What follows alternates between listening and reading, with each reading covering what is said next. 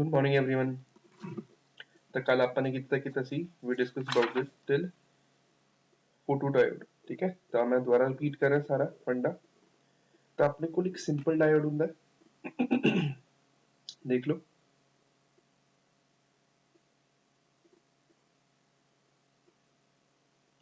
This is simple diode. जो अपने को जीनर डायोड ਹੁੰਦਾ लाइक दिस ठीक है। डंडे सिंपल मार्क करके उसको रोटेट कर दो।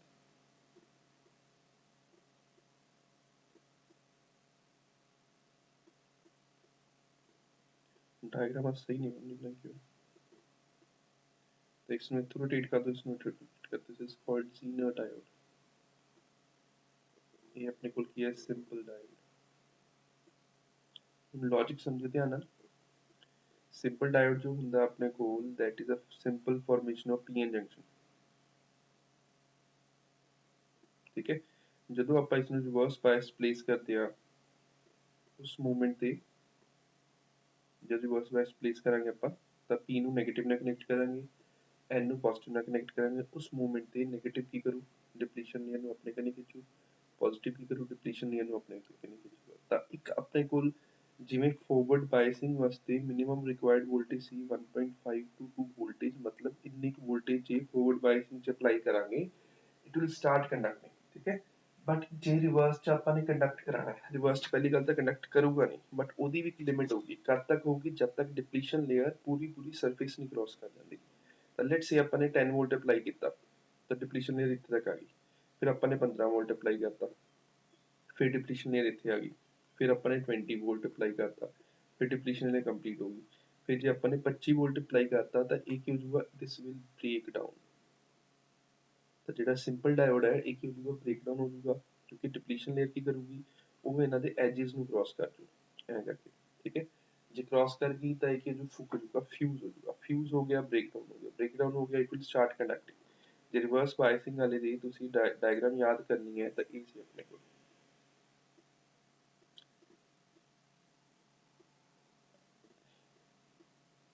ਰਿਵਰਸ ਬਾਇਸਿੰਗ ਦੀ ਆਪਣੇ ਕੋਲ ਡਾਇਗਰਾਮ ਆ ਸੀ। ਤਾਂ ਚੀਜ਼ ਕੀ ਹੁੰਦੀ ਹੈ, ਦਿਸ ਇਜ਼ ਬ੍ਰੇਕਡਾਊਨ ਵੋਲਟੇਜ।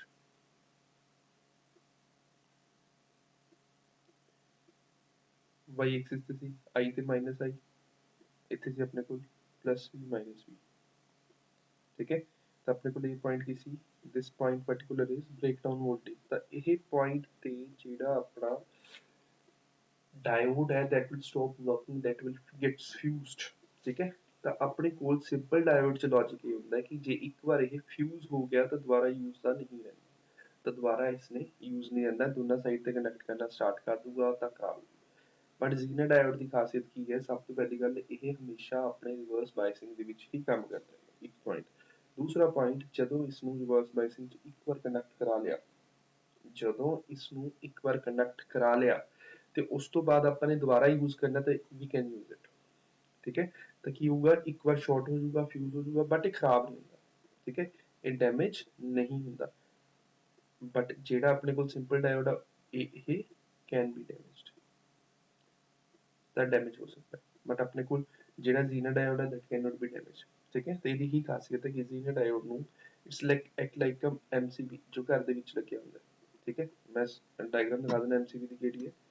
ਤੇ MCB ਠੀਕ ਹੈ। ਤੇ ਇਹ ਵਾਲਾ ਕਿਹੜਾ ਹੈਗਾ, it is acting like a fuse.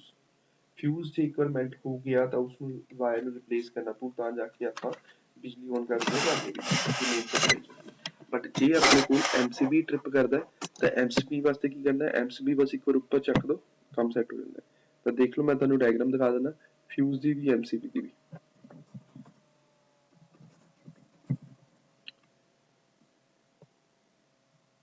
ਸਾਰਿਆਂ ਦੇ ਘਰਾਂ 'ਚ ਲੱਗਿਆ ਹੁੰਦਾ ਠੀਕ ਹੈ। ਆਹ ਦੇਖੋ ਆਹ ਕੀ ਹੋ ਗਿਆ ਆਪਣੇ ਕੋਲ, these are called MCB। ਇੱਕ ਵਾਰ ਨੀਚੇ ਗਿਰਦੇ ਨੇ ਉਹਨਾਂ ਨੂੰ ਉੱਪਰ ਚੱਕ ਦੋ, ਸੈੱਟ ਹੋ ਜਾਂਦਾ। ਫਿਰ ਇਹ ਆ ਜਾਂਦਾ ਆਪਣੇ ਕੋਲ ਫਿਊਜ਼ ਯੂਨਿਟ।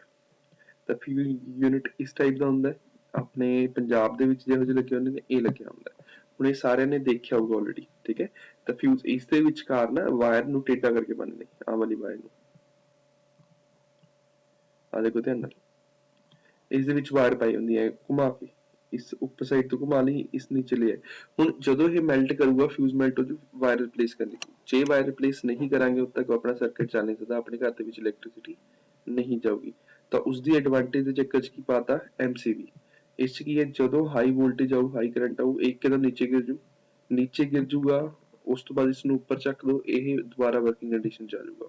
ਠੀਕ ਹੈ ਇਹ ਸਾਰਿਆਂ ਦੇ ਘਰਾਂ 'ਚ ਲੱਗਿਆ ਹੋਇਆ ਇਸ ਟਾਈਪ ਦਾ ਸਟਰਕਚਰ ਸਾਰਿਆਂ ਦੇ ਘਰਾਂ 'ਚ ਲੱਗਿਆ ਹੋਇਆ ਬਾਕਸਿਸ ਇਸ ਟਾਈਪ ਦੇ ਆਉਂਦੇ ਨੇ। ਠੀਕ ਹੈ ਤੇ ਇਹ ਹੋ ਗਿਆ ਆਪਣੇ ਕੋਲ ਫਿਊਜ਼। ਤਾਂ ਆਪਾਂ ਕੰਪੇਅਰ ਕਰ ਸਕਦੇ ਹਾਂ ਜਿਹੜਾ ਆਪਣੇ ਕੋਲ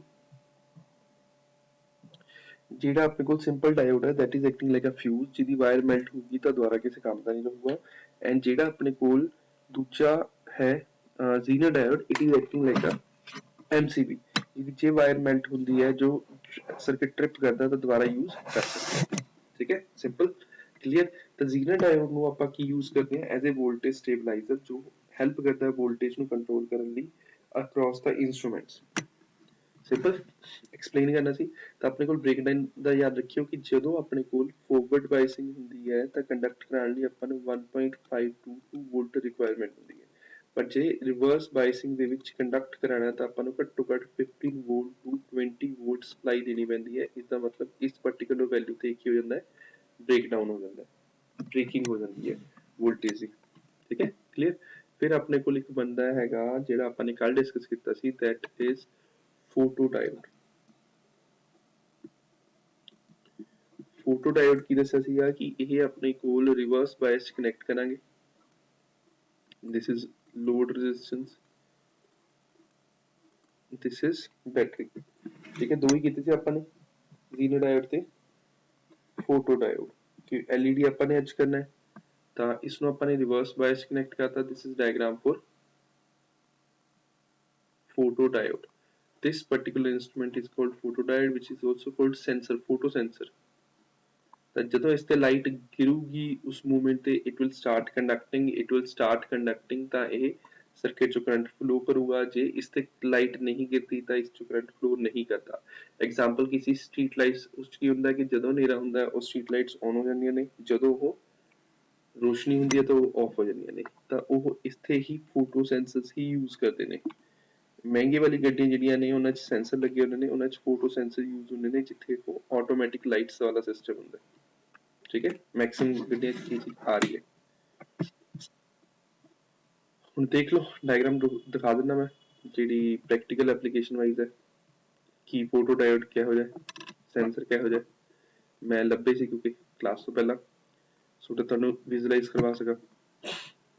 ਇਸ ਟਾਈਪ ਦਾ ਫੋਟੋਡਾਇਓਡ ਹੁੰਦਾ ਹੈ ਇਹ ਤਾਂ ਮੈਥਮੈਟੀਕਲ ਜੇ ਆਪਾਂ ਡਾਇਗਰਾਮ ਕਹਿ ਸਕਦੇ ਹਾਂ ਐਕਚੁਅਲ ਇਸ ਟਾਈਪ ਦਾ ਹੁੰਦਾ ਹੈ। ਠੀਕ ਹੈ ਫੋਟੋਡਾਇਓਡ ਜਾਂ ਫਿਰ ਇਸ ਟਾਈਪ ਦਾ ਵੀ ਹੁੰਦਾ ਹੈ ਬਲੈਕ ਕਲਰ ਦਾ ਮੈਕਸਿਮਮ ਲਾਈਟ ਨੂੰ ਆਬਟੇਨ ਕਰੂਗਾ। ਜੇ ਲਾਈਟ ਆਬਟੇਨ ਕਰੂਗਾ ਤਾਂ ਹੀ ਹੋ ਜਾ ਕੇ ਕੀ ਹੋਊਗਾ ਸੈਂਸ ਕਰੂਗਾ ਲਾਈਟ ਨੂੰ। ਠੀਕ ਹੈ ਤਾਂ ਇਸ ਟਾਈਪ ਦੇ ਵੀ ਸਟਰਕਚਰ ਹੁੰਦੇ ਨੇ ਫੋਟੋਡਾਇਓਡ ਸਿੰਪਲ ਤਾਂ ਹੀ ਹੁੰਦਾ। ਠੀਕ ਹੈ ਟਾਈਪਸ ਆਫ ਫੋਟੋਡਾਇਓਡ ਅਲੱਗ-ਅਲੱਗ ਨੇ ਤਾਂ ਇਹ ਆਪਣੇ ਕੋਲ ਸਿੰਪਲ ਫੋਟੋਡਾਇਓਡ ਹੁੰਦਾ ਜਿਸ ਨੂੰ ਆਪਾਂ ਯੂਜ਼ ਕਰ ਸਕਦੇ ਹਾਂ। ਆਹ ਦੇਖੋ ਧਿਆਨ ਨਾਲ ਇਸ ਟਾਈਪ ਦਾ ਸਟਰਕਚਰ ਮੇਨ ਜ਼ਿਆਦਾ ਯੂਜ਼ ਹੁੰਦਾ ਕਿਉਂਕਿ ਇਹ ਆਪਣਾ ਯੂਜ਼ ਕਾਫੀ ਜ਼ਿਆਦਾ ਧਿਆਨ ਨਾਲ ਪ੍ਰਾਈਸ ਵੀ ਦੇਖੋ ਕਿੰਨਾ $11 ਦਾ ਇੱਕ ਹੈ ਸੈਂਸਰ।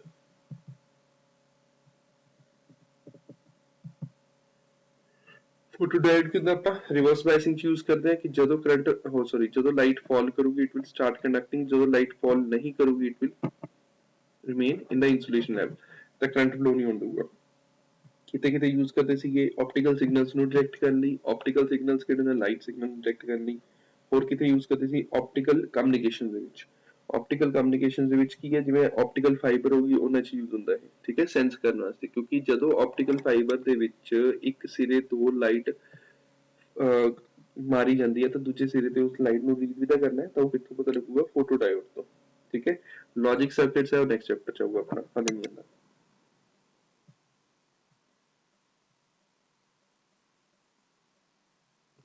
ਬਾਕੀ ਦੀ ਡਿਟੇਲ ਦੀ ਜ਼ਰੂਰਤ ਹੈ ਨਹੀਂ ਯਸ ਜ਼ੀਨਰ ਡਾਇਓਡ ਦਿਖਾ ਦਿੰਦਾ ਮੈਂ ਧਿਆਨ ਨਾਲ ਦੇਖੋ ਆਪਣੇ ਕੋਲ ਜਿਹੜਾ ਡਾਇਓਡ ਹੁੰਦਾ ਸਿੰਪਲ ਬਲੈਕ ਚ ਹੁੰਦਾ ਪਰ ਜ਼ੀਨਰ ਕਿਸ ਚ ਹੁੰਦਾ ਇਸ ਟਾਈਪ ਦਾ ਹੁੰਦਾ। ਆਹ ਦੇਖੋ ਇਸ ਟਾਈਪ ਦਾ ਸਟਰਕਚਰ ਹੁੰਦਾ। ਠੀਕ ਹੈ ਤਾਂ ਜਿੱਥੇ ਲੈਂਥੀ ਵਾਲਾ ਪੋਰਸ਼ਨ ਹੈ ਉਸਨੂੰ ਆਪਾਂ ਕਹਿੰਦੇ ਪੀ ਟਾਈਪ ਉੱਪਰ ਵਾਲਾ ਸਾਈਡ ਤੇ ਹੁੰਦਾ ਐਨ ਸਾਈਡ ਤੇ ਆਪਣੇ ਕੋਲ ਸਿੰਪਲ ਡਾਇਓਡ ਜਿਹੜਾ ਹੁੰਦਾ ਉਹ ਹੁੰਦਾ ਬਲੈਕ ਐਂਡ ਵਾਈਟ ਦੇ ਵਿੱਚ ਬਲੈਕ ਐਂਡ ਗ੍ਰੇਇਸ਼ ਦੇ ਵਿੱਚ ਰੈਡਿਸ਼ ਕਲਰ ਦੇ ਵਿੱਚ ਆ ਜਾਂਦਾ ਜ਼ੀਨਰ ਡਾਇਓਡ। ਠੀਕ ਹੈ ਪ੍ਰੈਕਟੀਕਲ ਇਹ ਚੀਜ਼ਾਂ ਦਿਖਦੀਆਂ ਨੇ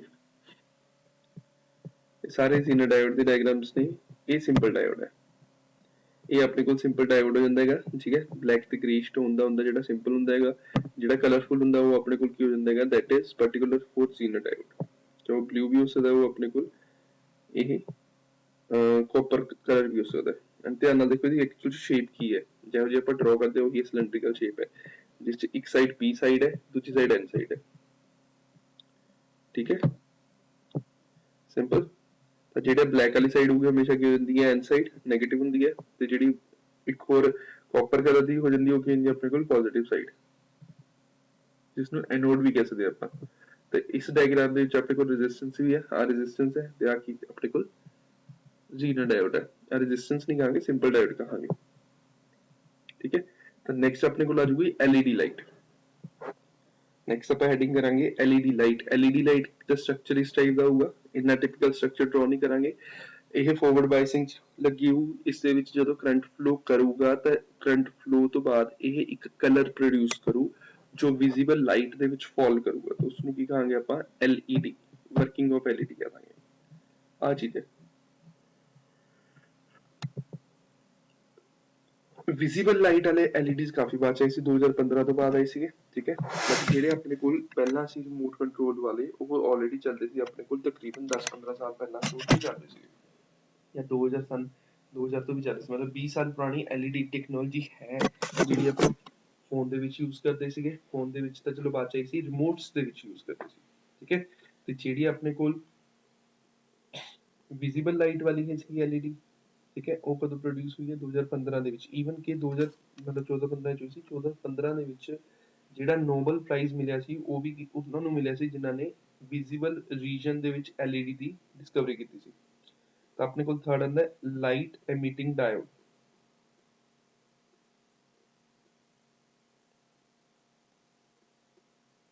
ठीक है, हेडिंग की बनती है दी एलईडी।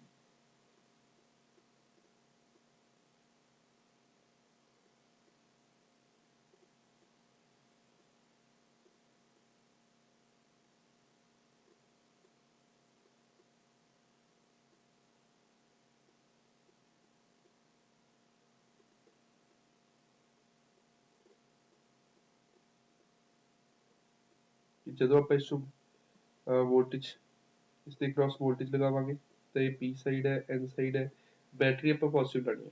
ਠੀਕ ਹੈ, ਇਸ 'ਚ ਫੋਰਵਰਡ ਬਾਇਸਿੰਗ ਲੱਗੂਗੀ। ਤਾਂ ਇਸ ਦੇ ਵਿੱਚ ਕੀ ਹੋਊਗਾ, ਇਸ ਦੇ ਵਿੱਚ ਲਾਈਟ ਪ੍ਰੋਡਿਊਸ ਹੋਊਗੀ ਜਦੋਂ ਆਪਣੇ ਕੋਲ, ਧਿਆਨ ਦਿਓ, ਇਹ ਆਪਣੇ ਕੋਲ ਪੀ ਐਨ ਜੰਕਸ਼ਨ ਸੀ। ਇਹ ਸਪੈਸ਼ਲ ਟਾਈਪ ਦਾ ਪੀ ਐਨ ਜੰਕਸ਼ਨ ਹੈ ਜਿਹਦੇ ਵਿੱਚ ਜਦੋਂ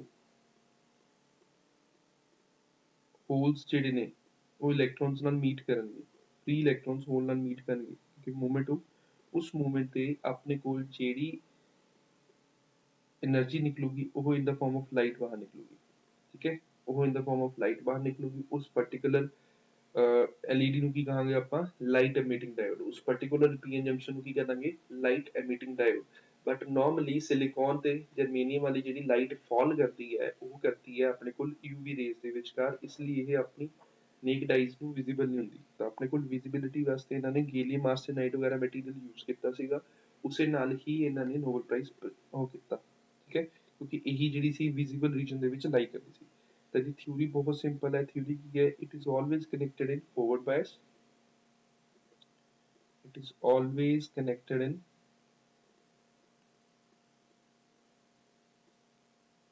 ਫੋਰਵਰਡ ਬਾਇਸ। ਐਂਡ ਮੰਡੇ ਤੁਹਾਡਾ ਟੈਸਟ ਹੈ। ਠੀਕ ਹੈ, ਮੰਡੇ ਤੁਹਾਡਾ 6 ਪੁਆਇੰਟ ਮਤਲਬ ਪ੍ਰਿਜ਼ਮ ਪਲੱਸ ऑप्टिकल इंस्ट्रूमेंट का टेस्ट है। तो अपने को मिलेगा 6.3 एंड 6.4 इन दोनों का टेस्ट है। It is always connected in forward bias when electron and holes, जब forward bias होता है electrons from the n side and holes from the p side will recombine with each other. Holes combine with each other, जो एक दूसरे से combine करते हैं, energy is released। जैसे जब एक दूसरे से combine करेंगे energy release होगी। ठीक है, the materials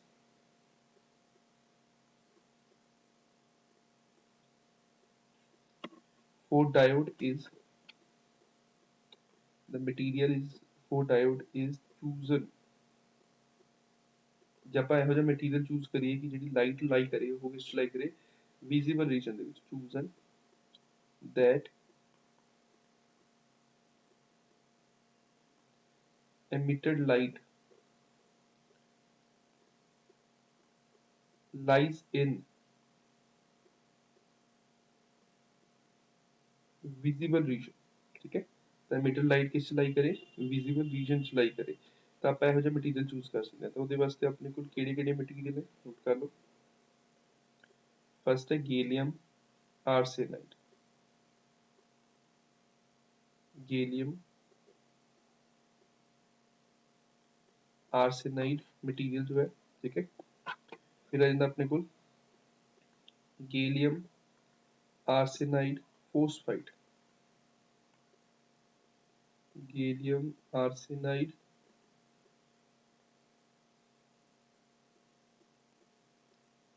फोस्फाइड,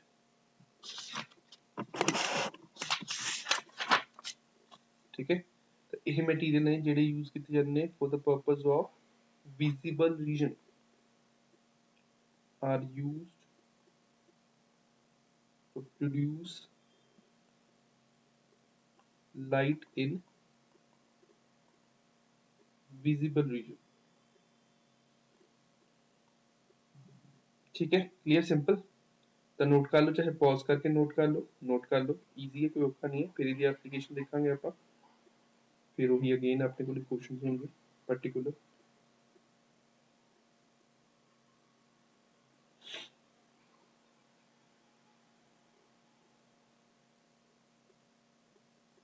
फिर जो अपने को एप्लीकेशंस ऑफ एलईडी,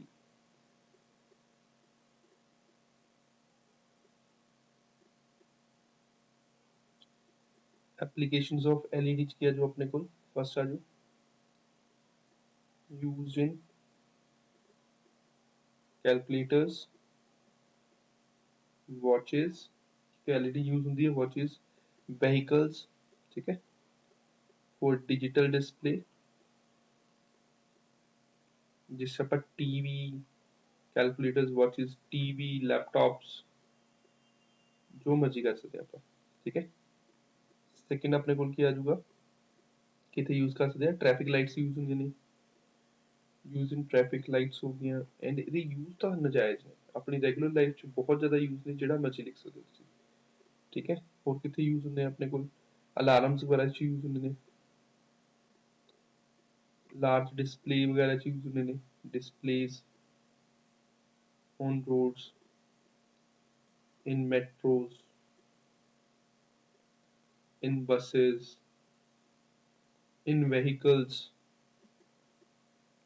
तो एप्लीकेशन का नजायज एलईडी की, ठीक है।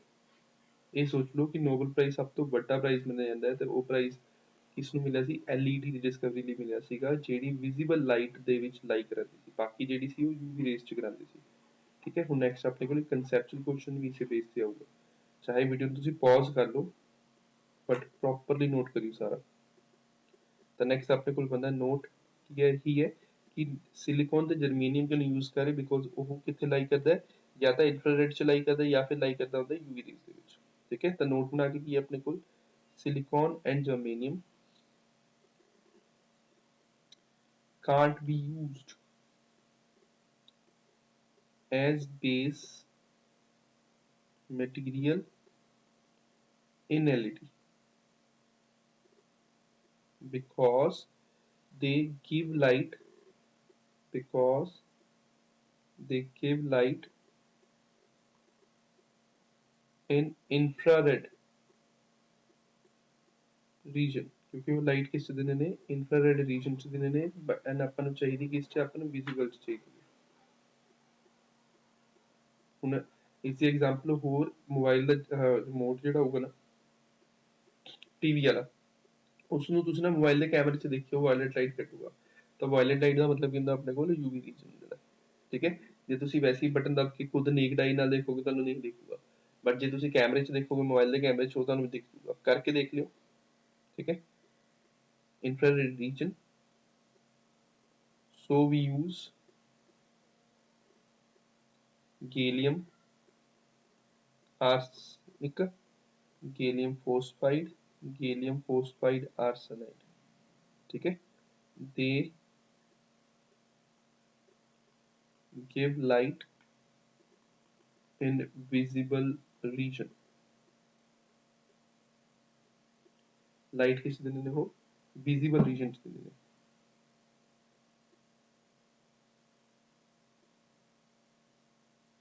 आज इस तो बाद एक कोई टॉपिक डिस्कस करना है सोलर सेल का, ठीक है।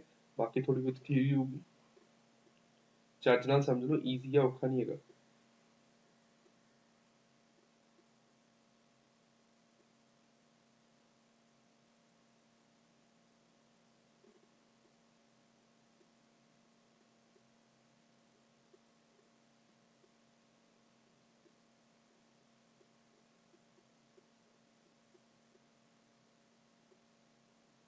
नोट कर लो आराम ਨਾਲ, थ्योरी है, कोई औखी है नहीं है, सिंपल जी थ्योरी है।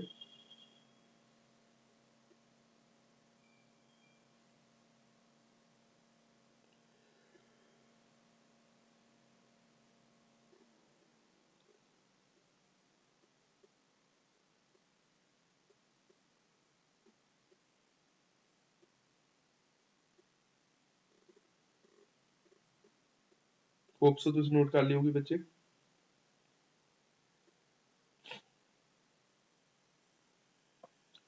फिर अपने को आंदा हैगा सोलर सेल। हुण सोलर सेल की ना वर्किंग थोड़ी जी लेंथी है, तो उसमें चेक ना समझ लियो।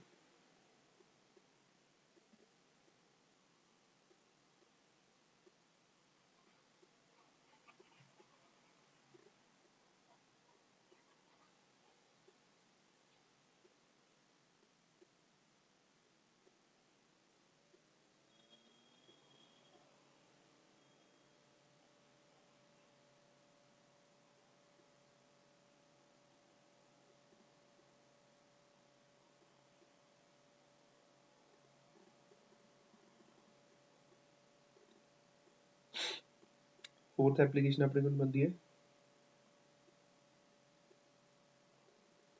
Solar cell. तो सोलर सेल की है जो सनलाइट को कन्वर्ट कर दूगा इलैक्ट्रिसिटी में, ठीक है। तो की करूगा इलैक्ट्रॉन्स को फ्लो करने से हेल्प करूगा। तो अपने को स्टेटमेंट भी यही बनती है, device which converts solar light या सनलाइट भी कह सकते हैं, लाइट एनर्जी इनटू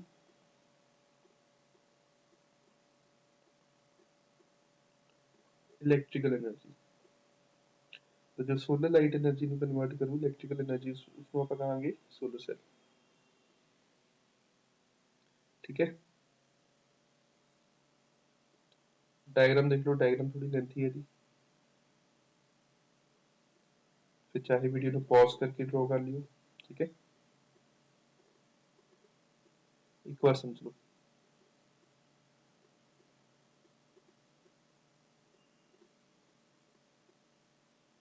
ऊपर अपने को पी टॉप लेयर है,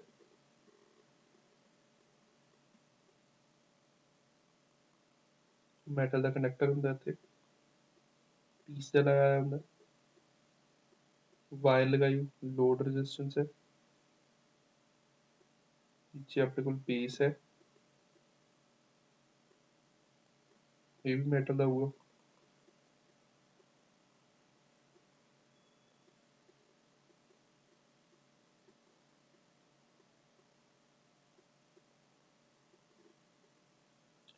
तो अपने को इनसाइड हो जू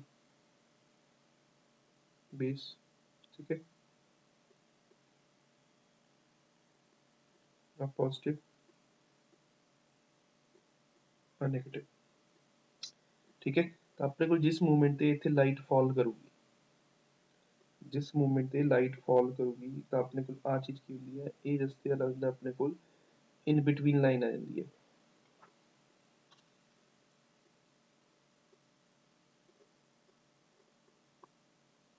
तो इसमें आप की कह सकते हैं, this is called depletion layer.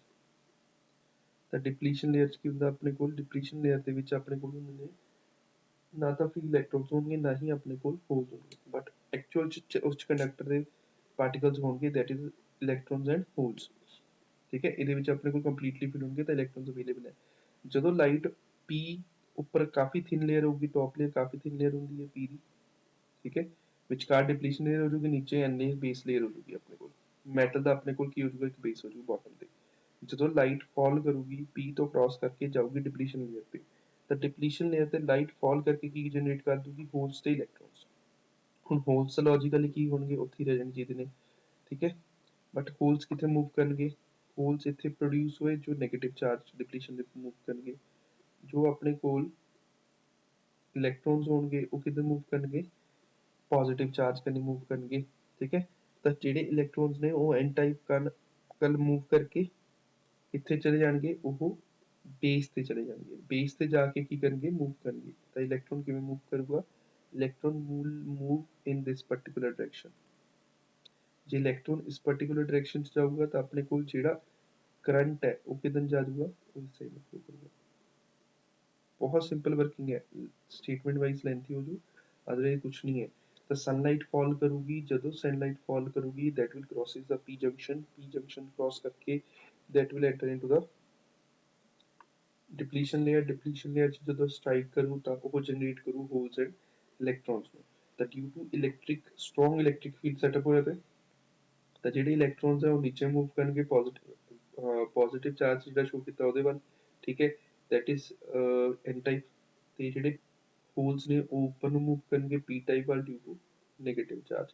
ਤਾਂ ਇਲੈਕਟ੍ਰੋਨਸ ਨੀਚੇ ਬੇਸ ਮੈਟਲ ਨੂੰ ਟੱਚ ਕਰਕੇ ਕਿੱਥੇ ਮੂਵ ਕਰ ਜਾਣਗੇ, ਆਪਣੇ ਐਕਸਟਰਨਲ ਸਰਕਟ ਦੇ ਵਿੱਚ ਲੋਡ ਰੈਜ਼ਿਸਟੈਂਸ ਦੇ ਕਲੋਜ਼।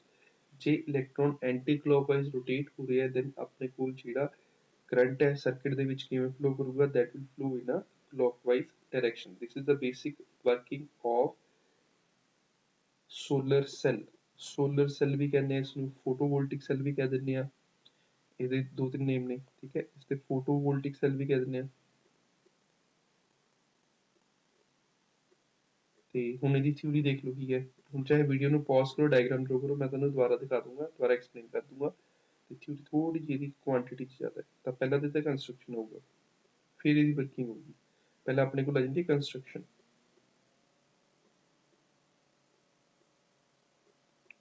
कंस्ट्रक्शन की है, solar cell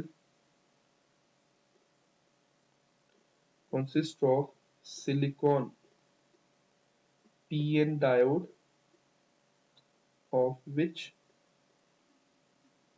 top surface is p type, of which top layer कह लो is of p type। तो अपने को top layer की दी है, अपने को p type की है, ਜਿਹੜੀ काफी thin है, it is very thin so that light can easily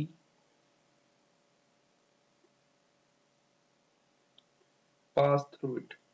जिस ਨਾਲ ਲਾਈਟ ਕੀ ਕਰ ਸਕਦੀ ਹੈ, ਇਸ ਤੋਂ ਪਾਸ ਕਰ ਸਕਦੀ ਹੈ, ਠੀਕ ਹੈ।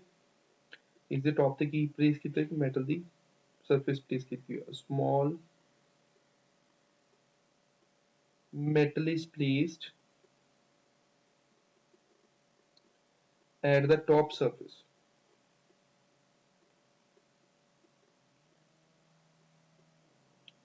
A metal is placed at the top surface and remaining is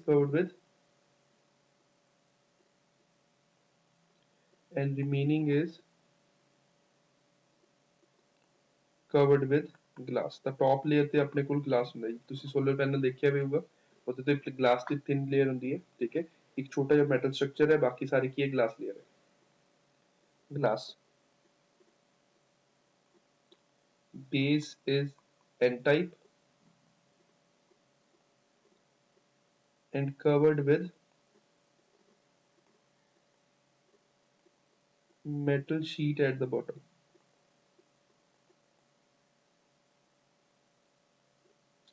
base is of n type and is covered with metal sheet at the bottom।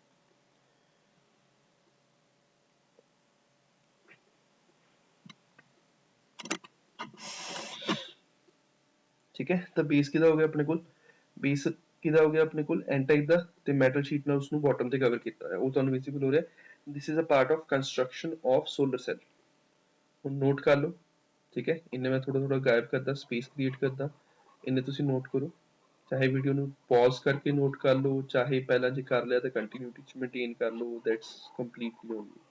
ਫਿਰ ਵਰਕਿੰਗ ਚ ਵੀ ਐਵੇਂ ਆਣਾ ਸੀ ਜੋ ਵਰਕਿੰਗ ਬੋਲੀ ਹੈ, ठीक है। वर्किंग की होगा, लाइट फॉल करूगी, ग्लास चो पास करूगी, फिर पी टाइप चो पास करू, फिर डिप्लीशन लेयर ते गिरू।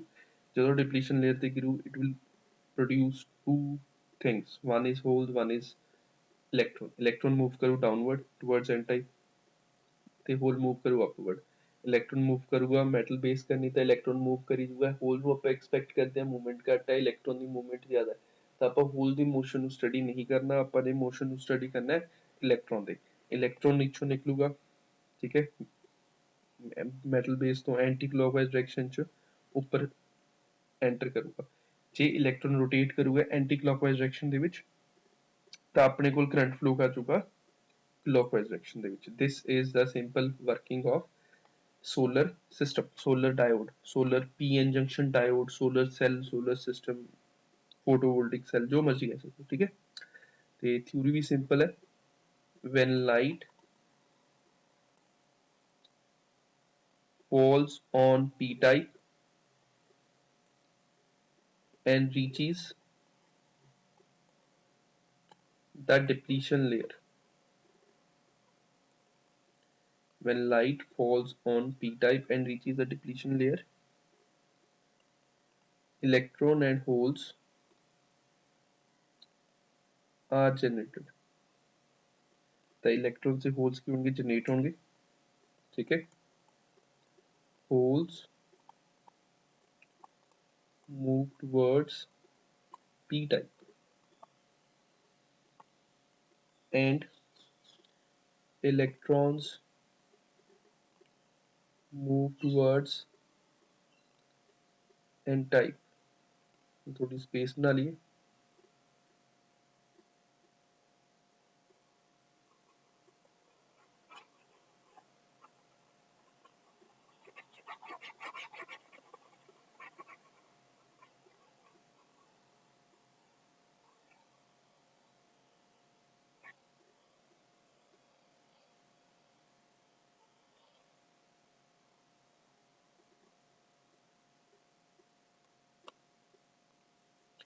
n type due to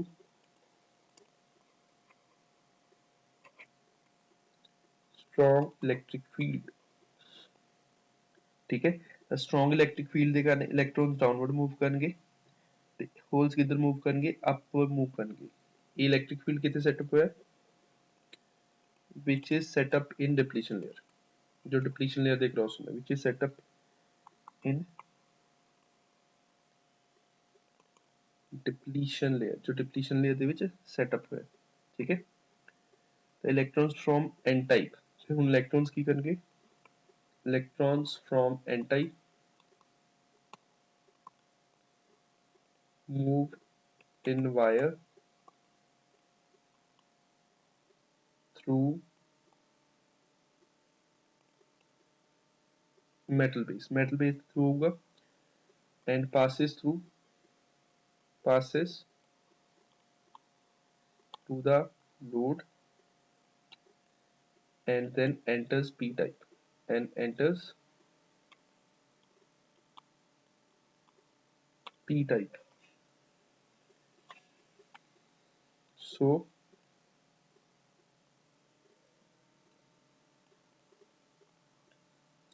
electron rotates in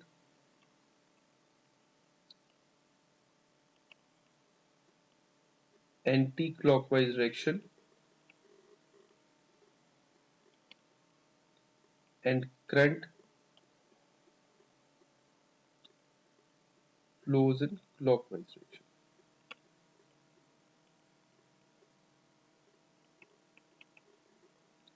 in external circuit, ठीक है। तो external circuit करंट कितने फ्लो कर चुका अपने को, clockwise direction फ्लो करेगा। ਹੁਣ ਮੈਂ ਤੁਹਾਨੂੰ ਇਹਦੀ ओरिजिनल डायग्राम भी दिखा दूंगा, बट एक बार ये नोट कर लो। ਨੋਟ ਕਰਨ ਤੋਂ ਬਾਅਦ ਦੇਖਣ ਦਾ ਫਾਇਦਾ, ਪਹਿਲਾਂ ਦੇਖਣ ਦਾ ਫਾਇਦਾ ਕੀ ਹੈ। तो होप डायग्राम ਤੁਸੀਂ ਡਰਾ ਕਰ ਲਈ ਹੋਊਗੀ। इस टॉपिक ਨੂੰ ਲਿਖ ਕੇ ਦੇਖੋਗੇ ਪ੍ਰੋਪਰਲੀ ਇੱਕ ਜਾਂ ਦੋ ਵਾਰ, ਫਿਰ ਤੁਹਾਨੂੰ ਯਾਦ ਹੋਊਗਾ ਨਾ, ਇੰਪੋਰਟੈਂਟ ਹੈ। 9th B ਦੇ ਤਾਂ ਸੈਮੀਕੰਡਕਟਰ ਡਿਵਾਈਸਿਸ ਦੇ ਸਾਰੀ ਚੀਜ਼ਾਂ ਇੰਪੋਰਟੈਂਟ ਨੇ ਕਿਉਂਕਿ ਲੈਂਥੀ ਨੇ ਤੇ 5 ਨੰਬਰ ਦੇ ਆਰਟੀਕਲ ਨੇ, ਠੀਕ ਹੈ। ਫਿਰ ਆਪਣੇ ਕੋਲ ਇੱਕ ਬਣਦਾ that is application of solar cells, ਜਿੱਥੇ ਹੱਦ ਤੋਂ ਜ਼ਿਆਦਾ ਐਪਲੀਕੇਸ਼ਨ ਹੋ ਰਹੀਆਂ ਨੇ।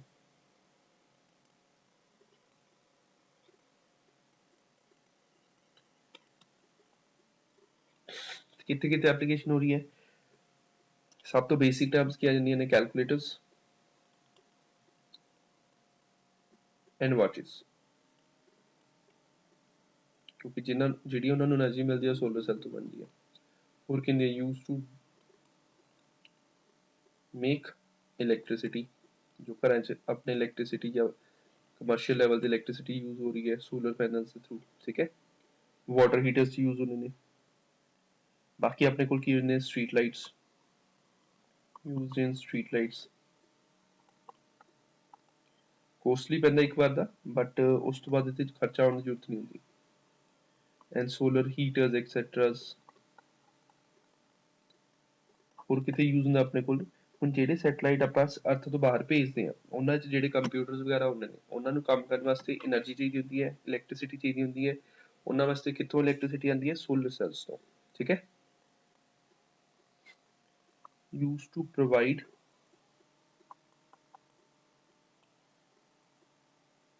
power to the devices in satellites। ਤਾਂ ਸੈਟਲਾਈਟਸ ਦੇ ਵਿੱਚ ਡਿਵਾਈਸਿਸ ਨੂੰ ਪਾਵਰ ਦੇਣ ਵਾਸਤੇ ਇਹ ਯੂਜ਼ ਕੀਤੇ ਜਾਂਦੇ ਨੇ, ਠੀਕ ਹੈ। ਕਲੀਅਰ?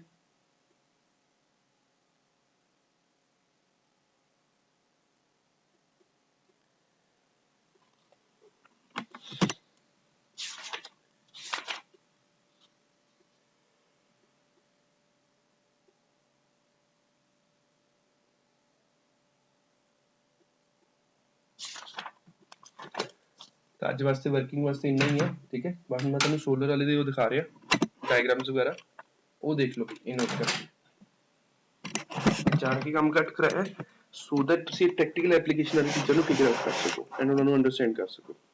ਨੈਕਸਟ ਵਾਲਾ ਆਪਣਾ ਟ੍ਰਾਂਜ਼ਿਸਟਰ ਟੌਪਿਕ ਹੈ, ਠੀਕ ਹੈ। ਪਹਿਲਾ ਥਿਊਰੀ ਹੈ, ਫਿਰ ਉਹਦਾ ਫਿਰ ਡਾਇਗਰਾਮਸ ਆਉਣਗੀਆਂ ਉਹਦੀਆਂ, ਉਹ ਆਪਣਾ ਕੰਟੀਨਿਊਟੀ 'ਚ ਹੋ ਜਾਊਗਾ। That will not take any more time, ਜ਼ਿਆਦਾ ਟਾਈਮ ਨਹੀਂ ਲੱਗੂਗਾ। ਆਪਣੇ ਕੋਲ LEDs, ਹਾਂ ਸੋਲਰ ਸੈਲਸ ਆ ਗਿਆ। ਹੁਣ ਸੋਲਰ ਸੈਲ ਦੀ ਧਿਆਨ ਨਾਲ ਦੇਖੋ ਕੀ ਹੈ। ਟੋਪ ਤੇ ਆਪਣੇ ਕੋਲ ਕੀ ਹੈ? ਲਾਈਟ ਉਹ ਲੱਗੀ ਹੋਈ ਹੈ, ਗਲਾਸ ਦੀ ਸਰਫੇਸ ਹੈ। ਫਿਰ ਆਪਣੇ ਕੋਲ ਕੀ ਹੈ? ਟੌਪ ਜੰਕਸ਼ਨ ਲੇਅਰ ਹੋ ਜਾਂਦੀ ਹੈ। ਟੌਪ ਜੰਕਸ਼ਨ ਲੇਅਰ ਕੀ ਦੀ ਦੱਸੀ ਸੀ? ਪੀ ਟਾਈਪ ਦੀ। ਵਿਚਕਾਰ ਕੀ ਹੋ ਜਾਂਦਾ ਹੈ? ਵਿਚਕਾਰ ਹੋ ਜਾਂਦਾ ਆਪਣੇ ਕੋਲ ਡਿਪਲੀਸ਼ਨ ਲੇਅਰ, ਠੀਕ ਹੈ।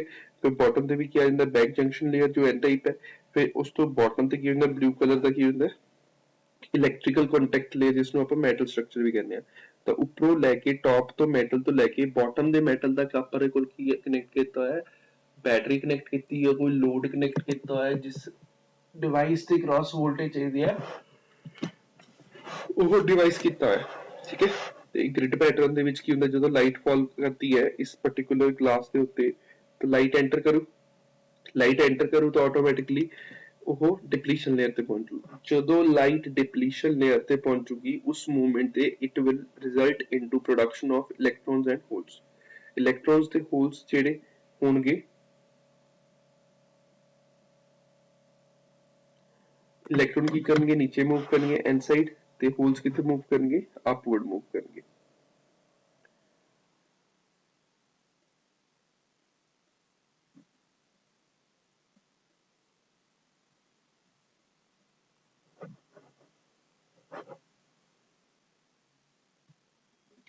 फिर एक्सटर्नल सर्किट से इलेक्ट्रॉन मूव करूंगा एंटी क्लॉकवाइज डायरेक्शन च, जिस नाल अपने को करंट की मूव करूंगा क्लॉकवाइज डायरेक्शन च, ठीक है।